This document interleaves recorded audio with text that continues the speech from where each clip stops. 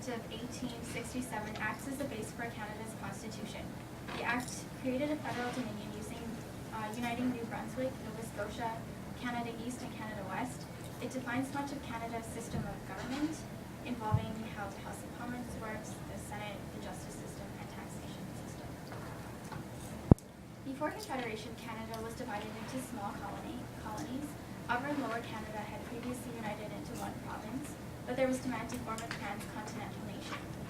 George Brown and Johnny Macdonald led Canada West, George Cartier led Canada East, Charles Tupper led Nova Scotia, and Leonard Tilley led New Brunswick. These were the first 4 provinces to join Confederation, Newfoundland being the last to join Canada. Okay. The United States was a growing power. After the split with the British, America was faced with its own civil war. They had absorbed Texas and California, and Canada could not wait for the American Union to absorb British Columbia. Canadians were captivated by the idea of absorption and helped Confederates by using Canadian bases to plot their attacks. A strong federal military defense was needed in case of an American invasion.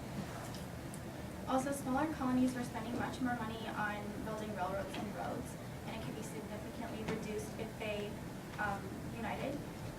Other reasons leading to Confederation include British wanting to be less involved with Canada because it was expensive and time-consuming. A new system of government was also needed to solve problems between the English and French, speaking representatives of the United Province of Canada, and to federal and provincial government to deal with local issues and make governments more stable in the colonies. The 3 conferences that led to Confederation were held in Charlottetown, Quebec, and London. The Charlottetown Conference went smoothly as the Maritimers had nothing to discuss, and the Quebec Conference on October 10th was very specific and required much more work. The conference resulted in 72 resolutions, in which most were adopted. A major conflict between was between preference for a strong central government and provincial government, and Johnny Macdonald favored the strong central government while representatives from the Maritimes and Canada East preferred stronger provincial rights, and they feared assimilation under the central government. The delegates decided to divide the powers between federal and provincial governments in the end. The BNA Act was first drafted in Quebec during the Quebec Conference, and it was without the amendment of the British Parliament. And on March 29th, it was signed by Queen Victoria and came into effect on July 1st, 1867, which is known as Canada Day. Yeah.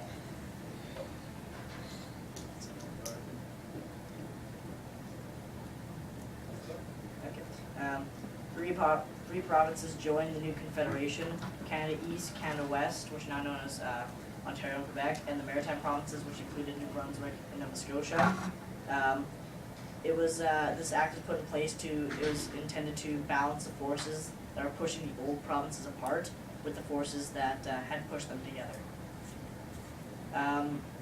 They wanted a British style of government with a House of Commons and a Senate, and there was a set division of powers between provincial and federal governments.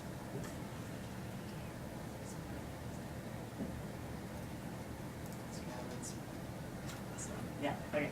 So this is pretty similar to how it is today. We have the Crown, Governor General, 8 Executive Councils, 24 Legislative Council, and then the House of Assembly with 42 MPs from Canada East and 42 MPs from Canada West, and then operation of the United Canadas, for the Dominion of Canada. And the Section 91 was the federal powers, which include things such as this: copyrights, bankruptcy, citizenship, criminal law, that sort of thing.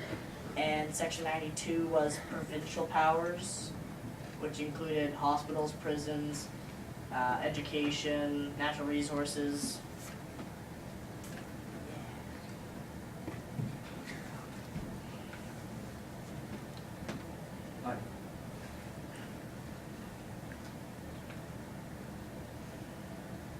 Okay, so the various constitutional acts between 1867 to 1982.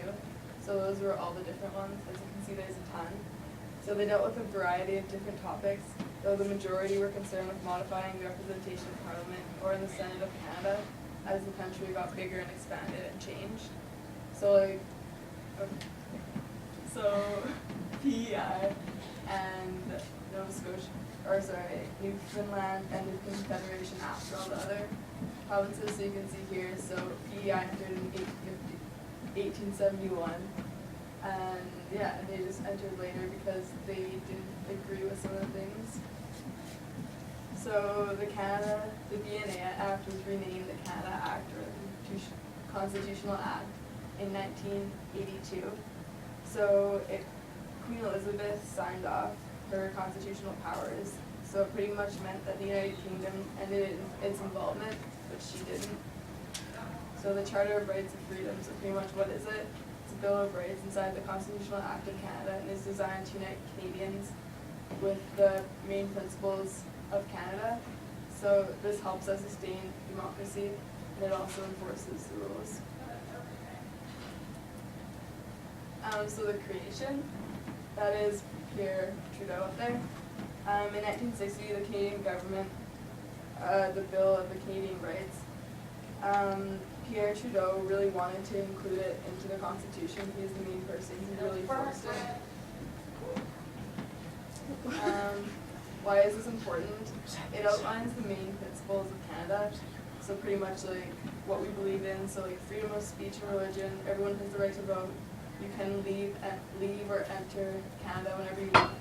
And every individual has a fair right trial before the law. So these are just all parts.